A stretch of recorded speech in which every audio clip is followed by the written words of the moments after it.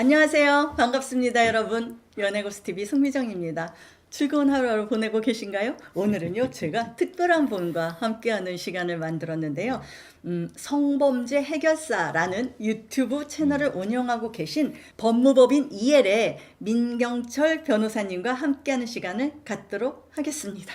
안녕하세요, 변호사님. 예, 안녕하세요. 자, 제가 오늘 우리 민 변호사님을 왜 모셨냐면요. 시청자 여러분들한테 이런 거죠. 섹스를 즐기는 환경이 너무나 바뀌었다라는 현실이 존재한다라는 거예요. 무슨 말이냐면 예전에는 우리가 성을 생각할 때 제일 중요한 게 뭐였죠? 두 사람 마음이 맞고 두 사람이 의견이 일치하면 된다라는 게 굉장히 중요한 요소였는데, 그런데 문제는 두 사람의 합의가 있었다라고 해도 나중에 가서 어떤 문제가 발생할 수 있는 소지가 그렇죠. 된다라는 네. 거죠. 이렇게 보시면 돼요. 자, 우리가 즐겼어. 그리고 즐긴 사람들 중에 문제가 될 확률이 여러분 몇 프로가 있을까요? 사실은 0.1% 정도의 확률밖에 없어요. 그런데 문제는 0.1%가 내가 해당이 될 경우에 문제가 될 거라는 얘기잖아요. 그래서 오늘 이제 제가 민 변호사님하고 같이 얘기를 나눌 건 그 0.1%의 문제가 어떤 케이스가 있었는지, 그리고 그것이 왜 발생했는지, 그리고 어떻게 해야 되는지라는 어떤 그러니까 뭐 정보 제공, 네, 뭐 아니면 경각심 이런 것들을 주기 위해서 지금 제가 모셨는데요. 자, 우리 변호사님 첫 번째 제가 이제 궁금한 게 네. 이런 게 있었다 그래요. 대기업 임원이 직원하고 문제가 된 사건이 아주 심각한 게 있었다면서요? 직원은 아니었고, 네. 이제 대기업 임원 하시는 분이 이제 사회생활하면서 알게 된 또 다른 분과 문제가 됐던 거예요. 근데 대기업 임원분들 같은 경우는 설사 죄가 안 된다 하더라도 그 문제가 됐다는 사실만으로도 굉장히 중요한 결격 문제가 되거든요. 그래서 그런 케이스가 문제가 되면은 굉장히 약해질 수밖에 없어요. 그러면 조금 구체적인 이 사례를 소개해 주실 수 있나요? 그러니까 이제 임원 하시면서 네. 사회활동 하시다가 이제 외부에 있는 분들하고 교류도 하셨고 네. 그런 와중에 30대 후반에 굉장히 미모의 여성분을 알게 됐어요. 네. 근데 우연한 기회. 그 남자분은 네. 저하고 나이가 같아요. 네. 근데 나이가 같고 그런데 그분이 이제 저한테 해주신 얘기를 들어보면은 굉장히 잘 따랐어요, 본인은. 그 여자분이, 그 미모의 젊은 여자분이. 그러니까 대기업 임원분이 사회적으로 할 수 있는 일들이 굉장히 많거든요. 네트워크도 넓고 소개시켜줄 사람도 많고 경제적으로도 여유가 있고 그러다 보니까 그 젊은 여성분한테 도움을 줄 일이 많았던 거예요. 그 여성분은 뭐 하시는 분이었는데요? 그분도 사업하시는 사업하시는 분이었어요. 예. 그래가지고 잘 따르고 잘 챙겨주고 하는 관계였는데 일상적으로 있을 수 있는 일이죠, 여러분. 그러니까 그런데 아까도 말씀드린 99%의 케이스에서는 문제가 없었는데 어떤 지금 문제가 생긴 그렇죠. 거네요. 네. 네. 그래서 이제 그런 상황에서 이제 술자리를 하게 되잖아요. 술자리를 하는 과정에서 이제 술이 보통은 이제 사람의 어떤 제어력을 좀 약화시키잖아요. 그러다 보니까 이제 많이 따르는 여자고 예쁘고. 근데 제가 그 과정을 쭉 봤는데 네. 저래도 저분은 나한테 뭔가 호감이 있나? 여자분이. 그런 네. 생각을 하게 될 것 같아요. 그리고 그 정도 미모에 그 정도 따르는 상황에서 흔들리는 중년이 딱 흔들리지 않기가 쉽지 않은 상황이었던 것 같아요. 거의 없다고 봐야 되겠죠, 여러분? 그런 상황에서 이제 스킨십을 시도를 했고 네. 스킨십 이후에 이제 네. 문제가 발생했어요. 돈 많이 드실 텐데 딱 그 한마디가 돈 많이 드실 텐데 여자분이 그 한마디가 그 임원의 그 등골을 싸늘하게 만들어 버리는 거죠. 뒤에서 식은땀 나셨겠다. 엄청 큰 돈 들었어요. 아, 실제로? 그럼요. 그 여자분은 뭘로 고발을 하신 거예요? 고발은 안 했어요. 고발은 안 했어요. 고발은 안 했고 너 이거 내가 문제 삼을 건데 너 어떻게 할 거냐? 결국은 그런 부분에 대해서 고발 이전에 그 합의를 할 생각이 있느냐를 물었는 것이었고, 근데 저는 이 고발 이전의 합의는 둘 다 의미가 있어요. 고발하면 무조건 다 편할 것 같은데 그렇지 않아요. 맞아요. 만약 여성분이 피해를 입어서 고발을 한다, 고소를 한다, 되게 어려운 일이에요. 거기서 경찰서에 가서 고소장도 내야 되고, 고소장 쓰고 나서 경찰서 가서 조사도 받아야 되고, 상대방이 자기 잘못 다 인정하면 상관없는데 인정 안 할 경우에는 그럼 또 공방이 오고 갈 수 있단 말이에요. 그게 수사도 몇 개월 가고 재판은 길게 가는 건 몇 년까지 가거든요. 그러니까 그 의미가 없죠. 그러면 네. 굉장히 지치고 피해자도 네. 서로 지치죠. 힘든 일이에요. 네, 네. 그러면 또 가해자도 죄가 있고 없고는 그다음 문제예요. 이것이 문제가 됐다는 것만으로도 사회적인 데미지가 엄청 사회적인, 크죠. 가정적인 네. 모든 게 막 완전히 맞아요. 다 꼬여버리는 무너진다고 거예요. 봐야 돼요. 그 양반 같은 경우도 대기업 임원진 되면 이런 게 문제 되는 순간 그 다음 그럼요. 인사에서 끝이에요. 그럼요. 그러면은 자기가 일어났던 것들이 모든 것이 다 날아가는 건데 그래서 이제 합의 쪽으로 그분은 그것이 근데 현실적으로는 오히려 더 나았다라고. 저는 쌍방을 위해서 다 낫다고 그래요. 봐요. 그런데 거기서 제가 지금 궁금한 게 자, 변호사님이 보기에 좀 아시는 분인 것 같은데 그 여자분이 의도적이었을까요? 접근이 아니면 정말로 여자는 온리 비즈니스적인 이유였는데 그 남자 임원분이 오해하신 걸까요? 어떻게 보이세요? 저는 그러니까 대표님이 이제 소송이라든가 네. 케이스를 보면은 만약에 0과 100이 있다면 네. 사건들이 다 0과 100에 있지 않아요. 그럼요, 맞아요. 방금 특히 민사는 비즈니스적이냐, 그렇죠. 네, 약간 의도적이냐, 네, 네. 비즈니스인 게 100이고 네, 네. 의도적인 게 0이라고 하면 네. 딱 0과 100이 있는 게 아니라 49대 50일 60도 아니에요? 있고 네, 50도 네, 있고 네.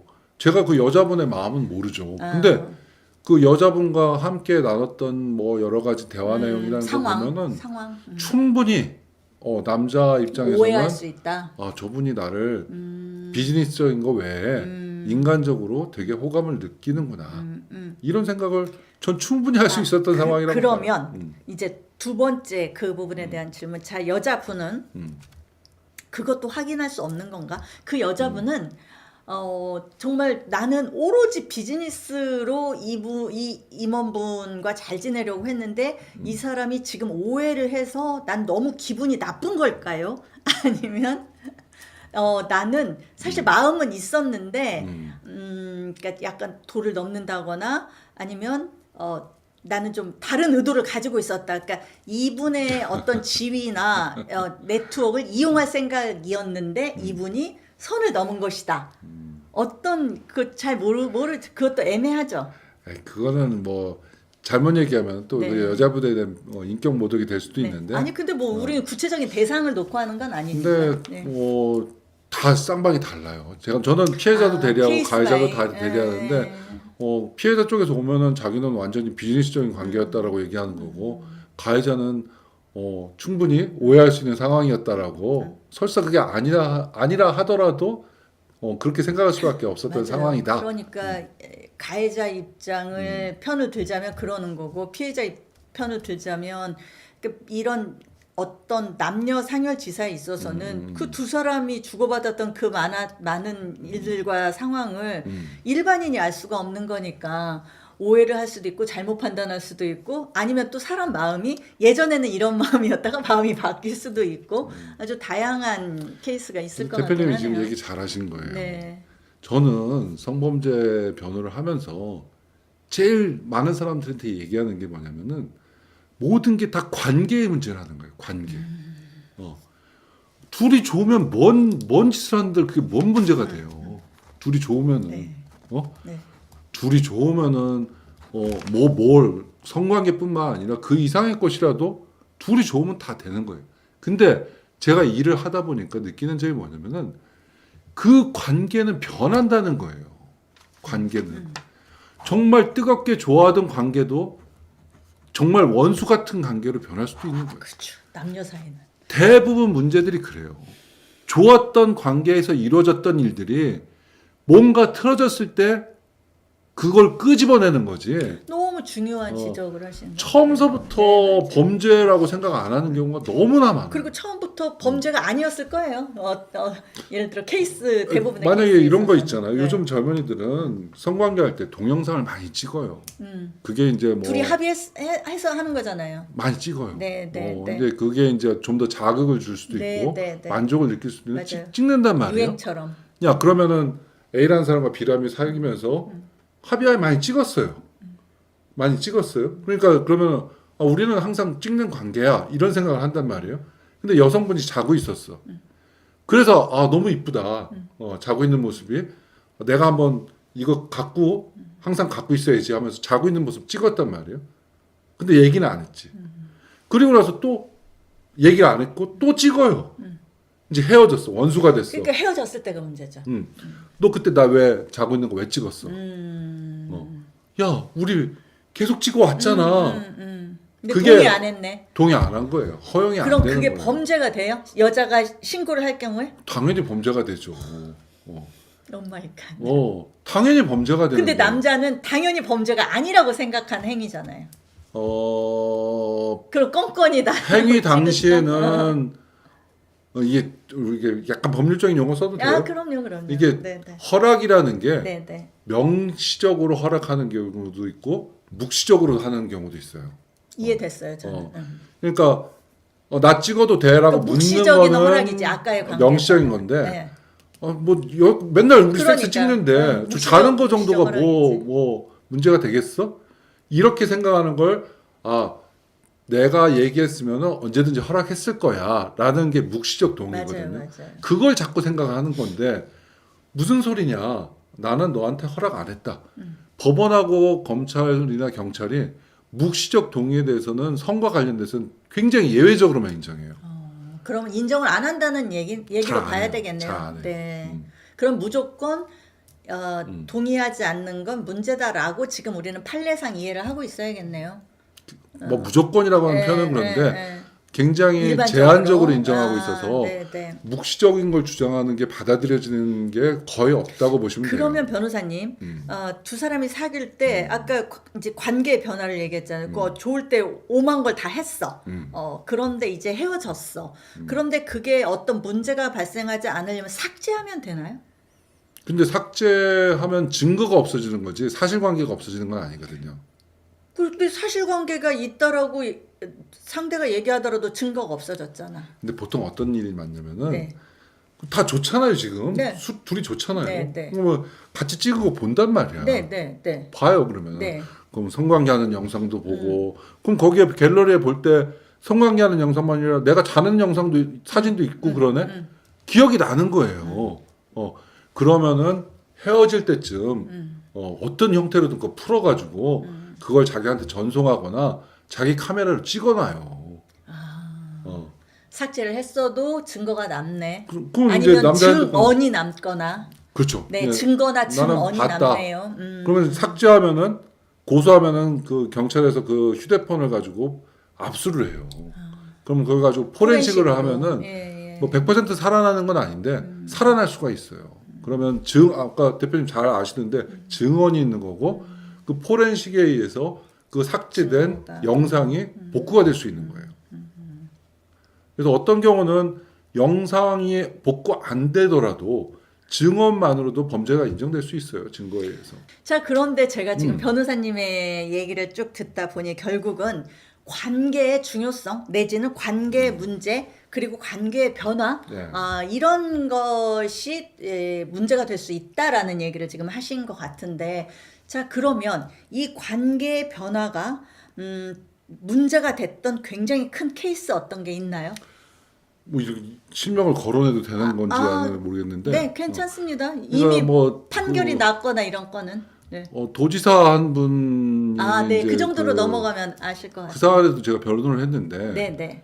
이게 이제 죄명 자체가 업무상 위력이한 간음이거든요. 네. 그러니까 이제 결국 성범죄라는 거는 동의 없이 네. 상대방의 성을 네. 뺏었다는 의미잖아요. 네. 그래서 가장 성범죄의 기본이 강제추행 내지 강간이라고요. 네. 그럼 강간이라는 거는 폭행 또는 협박으로 사람을 한거 불능케 해서 사람을 간음한 걸 네. 강간이라고 하지 않습니까? 네. 그러니까 이런 건 우리나라에서는 죄가 아니에요. 야, 나하고 한번 성관계 하자. 싫어. 하자. 네. 싫어. 네. 해. 네. 근데 대답 안 했어. 네. 그리고 나서 이렇게 조금씩 해서 했어. 네. 이건 이제 일부 외국의 입법례가 비동의 간음죄라는 게 있어요. 우리나라도 그걸 만들자고 하는 논의가 있는데 폭행 협박이 없잖아요. 거부는 했지만 폭행 협박이 없잖아요. 이런 거는 강간이 아니에요. 지금 현재 우리나라가요? 네, 우리나라는 네. 강간이 아닌데 아, 폭행 때로는 협박. 폭행 협박이 없어도 이건 처벌해야 된다라는 게 뭐냐면은 업무상 위력이라고 해요. 그러니까 그 도지사분이 폭행하거나 협박한 그런 건 거 아니잖아. 아니에요. 아, 예. 그러니까 막 주로 어떤 데에 쓴 거냐면은 막 보육원이라든가 그러니까 자기를 지배하는 절대적인 권리, 권한이 있는 사람들이 얘가 내 말을 안 들어? 그럼 너 나가. 그럼 얘 나가면 굶어 죽거든. 그러니까 말을 들어야 돼. 이런 관계에 있으면 그것이 업무상 위력. 근데 그 도지사 사건에서 제가 그때도 직접 관여했지만 절대적으로 얘기한 게 뭐냐면은 상대방이 도대체 이 도지사가 쫓아내면은 뭔가 안 될 이유가 뭐냐. 그만 두지 않고 자기가 원하지도 않은 성관계에 응할 만한 이유가 뭐냐는 거죠.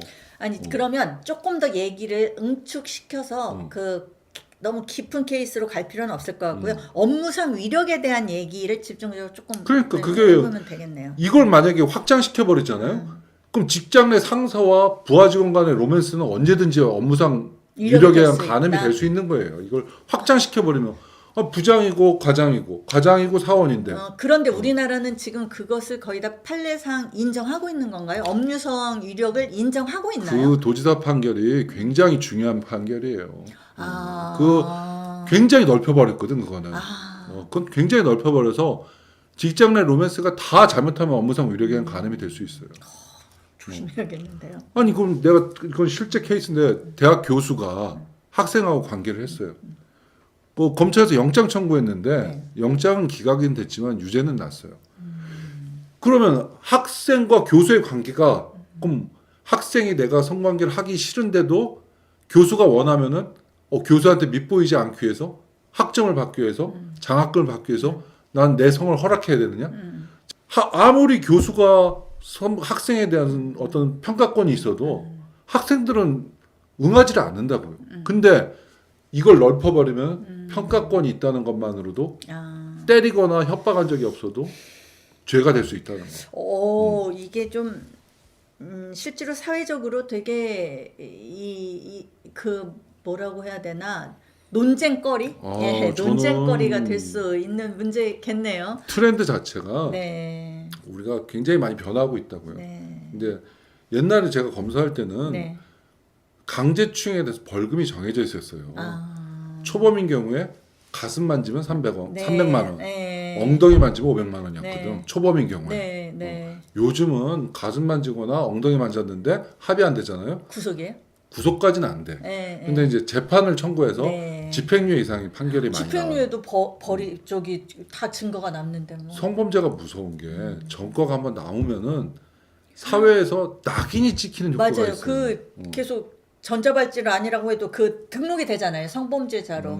등록 자체는 뭐 크게 사회생활에 지장을 주진 않아요. 그래요? 이게 1년에 한 번씩 경찰서 가면 되니까. 근데 이제 대표님 말씀은 고지를 말하는 건데 고지는 그거 있잖아요. 그 우리 동네에 그러니까 우리 동네 성범죄자 누가 성범죄자가 사는가. 이사 왔어요. 네. 이거 만약에 고지 명령 내려오잖아요. 한국에서 못 살아요. 그럴 것 같아. 그러면 아까 저 변호사님하고 제가 지금 그 대기업 임원부터 시작해서 다른 얘기까지 관계 문제로까지 왔는데 자 그러면 이제 남녀 상여지사 남녀 관계에서 법적인 걸까지 고려를 한다면 어떻게 정리하라고 말씀하시겠어요? 네. 그 대표님 네, 채널에 네. 오시는 분들 네. 중에 쭉 봤는데 네. 굉장히 성과 관련된 이슈들이 많이 있지 않습니까? 네, 네, 네. 굉장히 인생에서 즐거움으로 생각하시는 분들이 있는데 네. 제 얘기 들으면은 남녀는 같이 있으면 안 돼. 맞아요. 근데 저는 이제 사고 터진 것만 오잖아요. 근데 사고 터진 게 너무 강력하다고. 사회생활을 완전히 인생을 바꿀 정도로 강력하단 말이에요. 그래서 가장 크다라고 보시는구나. 이거 구속도 일상생활에. 네. 가정도 파탄나고 직장에서도 잘리고 아니 제 나이 또래에서 회사에서 잘리면 뭐 하겠어요. 강력하다. 아까 대표님 말씀하신 0.1%도 안 될 수도 있어요. 하룻밤에 서울에서 몇 개나 문제될 수 있는 생각해보니 그러네요. 그런 몇 어떤 커플이 그 관계를 관계를 갖고 하겠어요. 있으면. 예. 근데 이제 제 얘기도 한 번은 좀 생각을 하셔 놓으면은 조금만 한 번만 리마인드 하시면은 지금처럼 이렇게 성에 대해서 관심을 가지고 하시는 분들도 이제 인생이 나락으로 떨어지는 것까지 막을 수 있지 않을까. 저는 그런 생각이 좀 들어요. 그래서 오늘 대표님 네. 채널에서 이렇게 뭐 얘기하는데 좀 기존의 그 컨텐츠하고 좀 약간 색깔이 좀 다르잖아요. 괜찮아요. 다 좋으신데 네. 한번 저 뚱뚱한 변호사 나와서 얘기하는 거 그것도 한번 들어놓으면 괜찮네. 네, 네. 이 정도로 들으시면 돼요. 네. 자, 그러면 문제가 터지면 엄청나게 심각한 문제가 될 수 있는, 문제가 없으면 아무것도 상관없지만 그러니까 성범죄에 대한 우리 해결사 법무법인 이엘의 민경철 변호사님과 즐거운 이야기를 나눠보았습니다. 다음번에 여러분들이 원하시면 다시 한번 뵙도록 하겠습니다. 네, 감사합니다. 안녕히 계세요, 네. 여러분.